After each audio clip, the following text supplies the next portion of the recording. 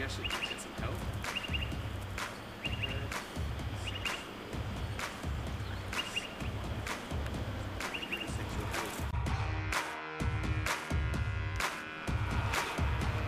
Make an appointment. Yeah, 1 o'clock tomorrow's fine. Okay, thank you. Bye.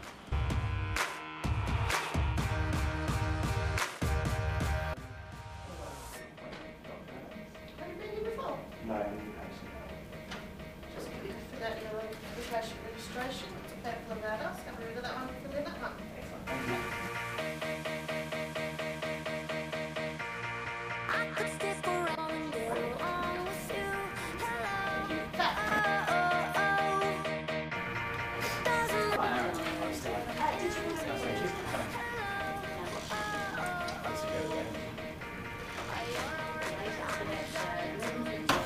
I'm Stephen.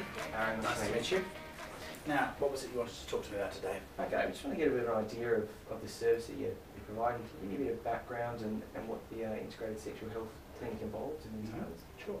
Well, I've been working in the field of sexual health for about 15 years, and each clinic varies into exactly what it defines. So for me, it's anything about sexual health apart from HIV medicine, which is quite a specialist area. Okay. So we see men and women, gay and straight, young and old, with sexual problems, so things like erection problems, difficulty in orgasm, loss of interest and so on. People who have concerns about sexual infections, either just wanting STI checks or because they actually have got a symptom they're concerned about. Family planning or contraception questions and answers. Hormone concerns, so menopausal or men who think they're low testosterone. Any number of things. And patients can come either off their own bat, they don't have to have referrals. Okay. So they may well come by word of mouth or via the website. They may also be referred by other doctors or psychologists, for my opinion on things. Okay. So what would you say your ratio is of men to women visiting the clinic?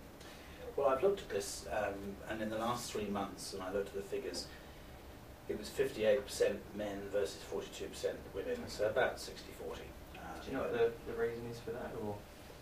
No, I think it mainly because traditionally, I suppose, men's sexual health has had a greater emphasis put on it when we're talking about sexual dysfunctions. So with the advent of drugs like Viagra, for example, a lot of publicity about it, a lot of doctors are aware about erectile dysfunction, and so most of the referrals I get are for men with erectile dysfunction or other sexual problems.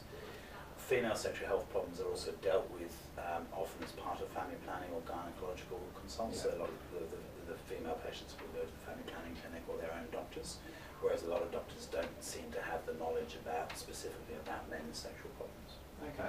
So in regards to men's health, what would be the most prominent condition that men present with?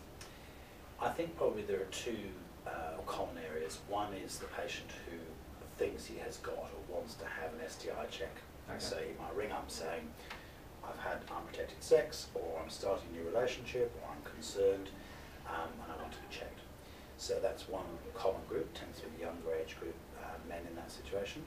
Or the other most common group would be men complaining of erection problems, which although is not the commonest sexual dysfunction, is the commonest presenting sexual dysfunction.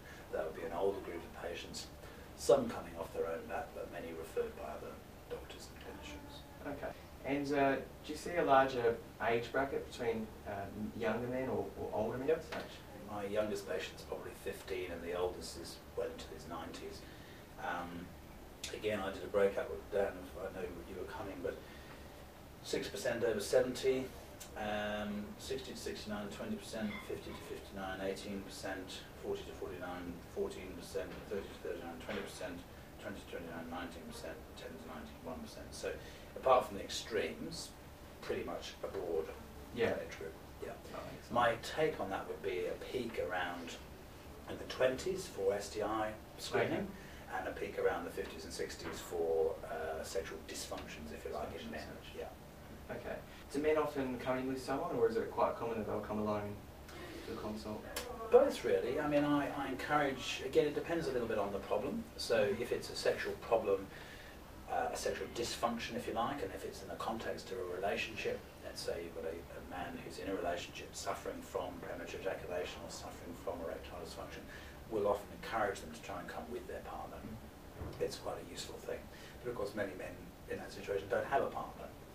Likewise with infections, if they're in a relationship, they may often come as a couple, both of whom to be tested, but often they are getting tested because they're between relationships, so it depends on their situation really. Okay. At what stage men often present with? Really completely variable. So I saw a patient this morning, for example, who had a sexual exposure to a sex worker, and although he was protected, he became acutely anxious that he might have caught something. And within a few days he was here, and he's been here probably 6 or 8 times since then, panicking that he's got some infection. And so he has been urgently come and very anxious. At the opposite extreme, another patient I've seen in the last 2 weeks has suffered from a problem for almost 10 years, and it's pretty much ruined his relationship for the sake of one consultation that could have told him there is a problem, it's a simple infection, we can treat it. But he was so embarrassed and so anxious that he basically withdrew from his wife, stopped having sex with her, and has suffered from depression and all sorts of other problems since, driven her to distraction, and all out of embarrassment for not coming to the doctor. So really, one extreme to the other. Okay. And with those treatment, I understand you do treat a wide range and wide age bracket.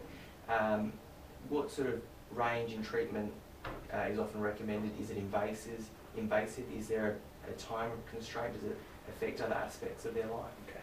I think the key in any sexual health issue is, it's a rather trendy term, but holistic. Meaning, if you came to see me with a sexual health problem, even if the presenting problem may be very straightforward, I have an infection or I have an erection problem or whatever, the consequences of that are very important. So the psychological consequences, chicken and egg, it makes you anxious, but anxiety causes the problem or contributes to the problem, so that has to be dealt with. Socially, for example, its impact on the relationship, it could have caused the end of a relationship, or you might be in the start of a new relationship. Sexual identity issues, are you gay or straight, or you're not sure. All these sort of things have to be taken into account. The other side of things is lifestyle. So as men get older, often their lifestyle, being overweight, unfit, high cholesterol, high blood pressure, smoking, impacts on their sexual function. So often we'll be saying, okay, well look, let's treat your erectile dysfunction, but look, this should be a warning shot. We've got to sort out the broader part of your lifestyle, because otherwise, in 5 years' time, it may not be your dick that's not working, and maybe you start to get heart problems. So we also use it as a trigger for lifestyle change.